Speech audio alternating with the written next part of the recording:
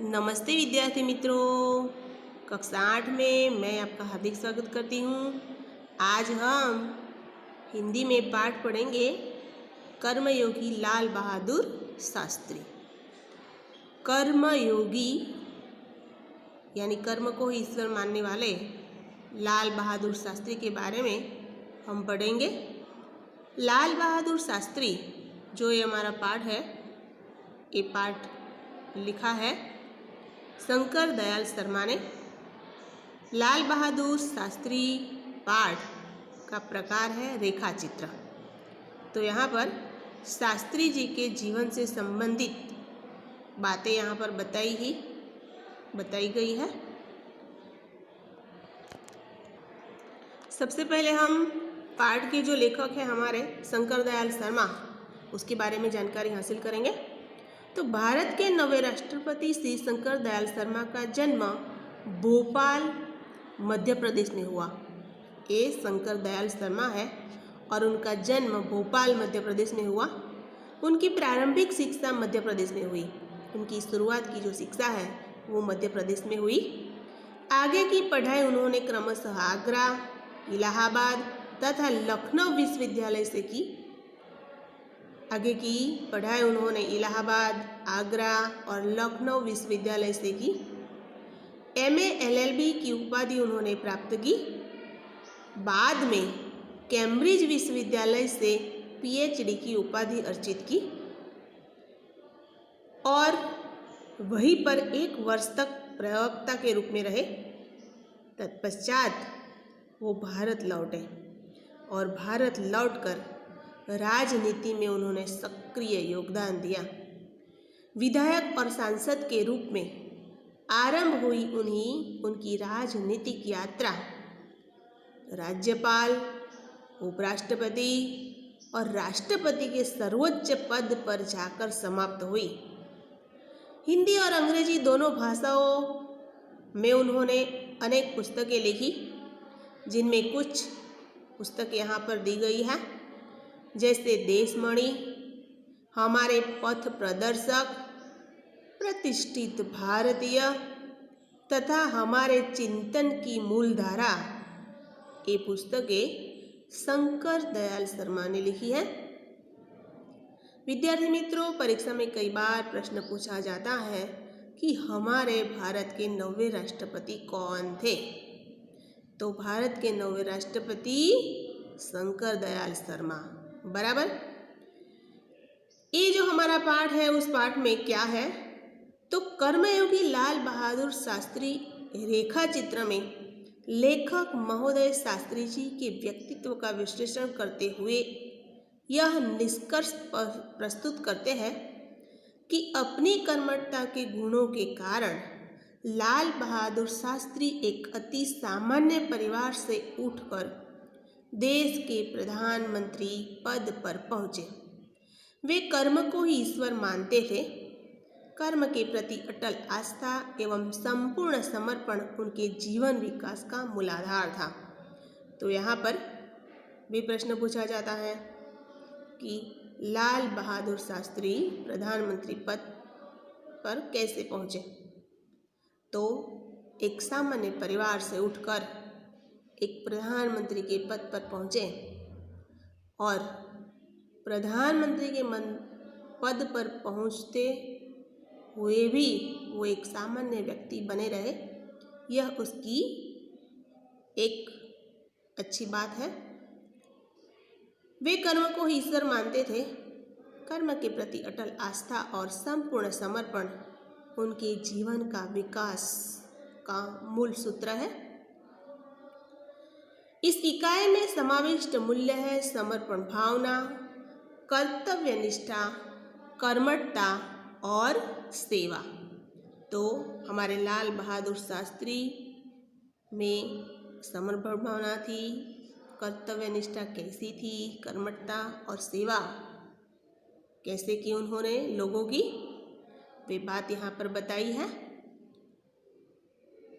तो लाल बहादुर शास्त्री के बारे में मैं थोड़ी जानकारी आपको देती हूँ। लाल बहादुर शास्त्री भारत के लोकप्रिय नेता थे। विद्यार्थी मित्रों, आपको अगर निबंध पूछा जाए कि मेरा प्रिय नेता, तो आप लाल बहादुर शास्त्री के बारे में लिख सकते हैं। और अगर लाल बहादुर शास्त्री के बारे में लिखेंगे तो आपको दो तरह के लाभ होंगे। एक तो पाठ में भी आपको प्रश्न अगर पूछा जाए तो वो अच्छी तरह आप लिख पाएंगे, और निबंध के तौर पर तैयार करेंगे तो भी एक अच्छी बात है। जवाहरलाल नेहरू की मृत्यु के बाद वे स्वतंत्र भारत के दूसरे प्रधानमंत्री बने। इस पद पर वे केवल 19 महीने तक रहे। इस दरमियान देश कठिन परीक्षा में गुजर रहा था। पाकिस्तान ने भारत पर आक्रमण कर दिया था। भारतीय नेताओं ने उनका मुंह तोड़ जवाब दिया। सारी दुनिया ने शास्त्री जी के नेतृत्व को लोहा माना। इस पाठ में लेखक ने कर्म को ही ईश्वर मानने वाले शास्त्री जी के व्यक्तित्व का सुंदर विश्लेषण बताया गया है, विश्लेषण किया गया है। यहाँ पर ये जो है लाल बहादुर शास्त्री है, और ये जो है एक जैसे दिखने वाले दोनों लग रहे हैं, लेकिन ये डॉक्टर शंकर दयाल शर्मा है। बराबर। अब मैं पाठ का थोड़ा सा सार बता देती हूँ। लाल बहादुर शास्त्री महान कर्मयोगी थे। वे भाग्य के भरोसे नहीं बैठने वाले थे। उनके लिए कर्म ही ईश्वर था। कर्म के प्रति अटल आस्था थी। कर्म के प्रति बिना किसी फल की अपेक्षा वो पूरी तरह समर्पित रहते थे। उनमें गीता के निष्काम कर्मयोगी के लक्षण देखे जा सकते हैं। कर्मयोगी लाल बहादुर शास्त्री के जीवन और जीवन दर्शन में 3 बातें मुख्य हैं। यानी कोई भी काम हम करें तो उनके लिए उन्होंने ये 3 बातें महत्वपूर्ण बताई हैं। अपने उद्देश्य के प्रति दृढ़ आस्था होनी चाहिए। यानी आपने जो भी उद्देश्य रखा है कि मुझे ये बनना है, मुझे डॉक्टर बनना है या कलेक्टर बनना है, तो उसके प्रति दृढ़ आस्था होनी चाहिए। और उस उद्देश्य को पाने के लिए आपको कर्म के अनुसार उनका अनुसरण करना चाहिए। फिर तीसरा उद्देश्य उन्होंने बताया है कि कर्म के प्रति पूर्ण समर्पण होना चाहिए। शास्त्री जी मानते थे कि जीवन के कोई भी क्षेत्र में सफल होने के लिए समर्पित भाव से कर्म करना जरूरी है। कर्म के प्रति मन में भक्ति होनी चाहिए, ये बात उन्होंने बताई। शास्त्री जी की मुख्य विशेषता है, शास्त्री जी जो कुछ कहते थे वही करते थे।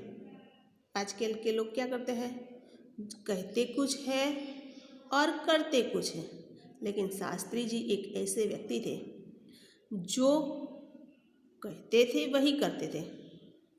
वे जो कुछ भी करते थे वह राष्ट्र लाभ के लिए करते थे। वे विशिष्ट होकर भी जीवन भर एक सामान्य व्यक्ति बने रहे। विनम्रता, सरलता और सादगी, ये तीनों गुण उनके व्यक्तित्व में घुल मिल गए थे। वे हमेशा जीवन भर महात्मा गांधी तथा भगवान दास के आदर्शों पर चलते रहे। बाइबल की जो युक्ति है, विनम्र ही पृथ्वी के वारिस बनेंगे, यह युक्ति लाल बहादुर शास्त्री पर सही बैठती है। वे स्वयं को कभी शासक न मानकर हमेशा जनता का सेवक ही अपने को मानते थे। लाल बहादुर शास्त्री ने लोगों की सेवा की। जैसे उन्होंने 1926 में लोक सेवा मंडल के सदस्य बने रहे, आजीवन भर सदस्य बने।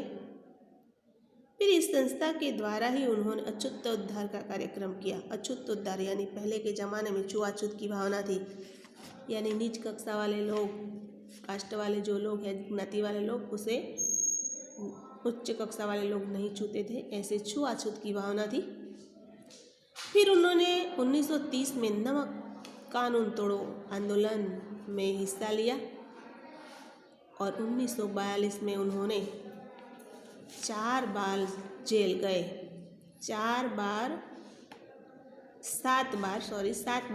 गए। फिर कांग्रेस कमेटी के सदस्य भी बने। इस तरह उन्होंने कई सारी जिम्मेदारी, नगरपालिका, इलाहाबाद नगरपालिका की जिम्मेदारी भी उन्होंने संभाली। देहाती और शहरी जनता में क्या क्या समस्याएं हैं, उन समस्याओं के बारे में वो परिचित होते गए और ग्रामीण लोगों के लिए इन समस्या का कैसे निवारण करना है वो भी उन्होंने हल ढूंढ लिया। ये जो हमारे लाल बहादुर शास्त्री उत्तर प्रदेश और केंद्र सरकार के विभिन्न पदों पर रहे। केंद्रीय मंत्री के रूप में उन्होंने परिवहन, संचार, वाणिज्य, उद्योग तथा गृह मंत्रालय की जिम्मेदारियां संभाली। हर पद रहकर उन्होंने अपनी प्रशंसनीय क्षमता का परिचय दिया। उनका दृष्टिकोण अत्यंत व्यावहारिक था। लाल बहादुर शास्त्री सिर्फ 19 महीने तक ही प्रधानमंत्री के पद पर पहुंचे, लेकिन उन्होंने लोकप्रिय काम किया। इतने महीनों में रहकर भी उन्होंने लोकप्रिय काम किया। शास्त्री जी कहते थे कि अपना कर्मक्षेत्र कोई भी हो, सबसे पहले हम देश के नागरिक हैं। ये बात हमें ध्यान में रखनी चाहिए। संविधान ने उनको कुछ अधिकार दिए हैं तो कुछ कर्तव्य भार भी सौंपा है। उसको जो स्वतंत्रता मिली है उसका उपयोग देश और समाज की सेवा में होना चाहिए, ऐसा वो हमेशा मानते थे। तो विद्यार्थी मित्रों, मैंने आपको एक पार्ट जो हमारा है रेखा चित्र लाल बहादुर शास्त्री का क्या बातें हैं वो मैंने बताई। अब हम पाठ की ओर आगे बढ़ते हैं धीरे धीरे। तो शास्त्री जी के नाम के साथ कर्मयोगी विशेषण जोड़ना बिल्कुल प्रयुक्त है। शास्त्री जी है जो, उनके लिए कर्मयोगी विशेषण जोड़ना सही है, बिल्कुल प्रयुक्त है, क्योंकि मुझे तो उनका पूरा जीवन यानी सारा जीवन कर्म से भरा हुआ मालूम पड़ता है। शास्त्री जी सामान्य परिवार से ऊपर उठकर देश के प्रधानमंत्री के महत्वपूर्ण पद पर पहुंचे। उनका रहस्य उनके कर्मयोगी होने में ही छिपा हुआ है। वह उन लोगों में से नहीं थे जो भाग्य के भरोसे बैठते रहते हैं और अचानक कभी सफलता मिल जाती है। यानी लाल बहादुर शास्त्री भाग्य के भरोसे बैठने वाले व्यक्ति नहीं थे। लाल बहादुर शास्त्री हथेली की लकीरों के बजाय अपने चिंतन और कर्म की शक्ति पर अधिक भरोसा करते थे और वे क्रमशः अपने जीवन का रास्ता बनाते हुए आगे बढ़ते हैं। शास्त्री जी के लिए कर्म ही ईश्वर था और उसके प्रति वह बिना किसी फल की आशा किए संपूर्ण भाव से समर्पित रहते थे। यहाँ तक कि जब भी वे उन्हें फल की प्राप्ति मिलती या कोई अवसर मिलता, तब भी उन्होंने उस और हमेशा उपेक्षित दृष्टि से देखा। उनका जीवन दर्शन हमेशा गीता के निष्काम कर्मयोगी का प्रतिरूप था। इसलिए मैं समझता हूँ कि उन्हें केवल कर्मयोगी के बजाय निष्काम कर्मयोगी कहना अधिक उपयुक्त है। तो एक निष्काम कर्मयोगी कहना उनके लिए सही है। यहाँ पर कई सारे शब्द पाठ में जो आते हैं वो लिखा है जैसे उपर्युक्त यानी उचित। फिर कई बार शब्द समूह भी पूछा जाता है, जैसे कर्म मार्ग का अनुसरण करने वाला, तो शब्द समूह क्या होगा? कर्मयोगी। अथवा सदा फल की अपेक्षा न रखकर कर्म करने वाला, तो शब्द समूह क्या होगा? कर्मयोगी। फिर है रहस्य, तो भेद, बजाय यानी बदले, चिंतन तो मनन, सोचना अथवा विचारना। अगला शब्द है क्रमशः यानी क्रम के अनुसार अथवा धीरे धीरे। समर्पित यानी न्योछावर अथवा अर्पित। उपेक्षित यानी उदासीन अथवा बेपरवाह।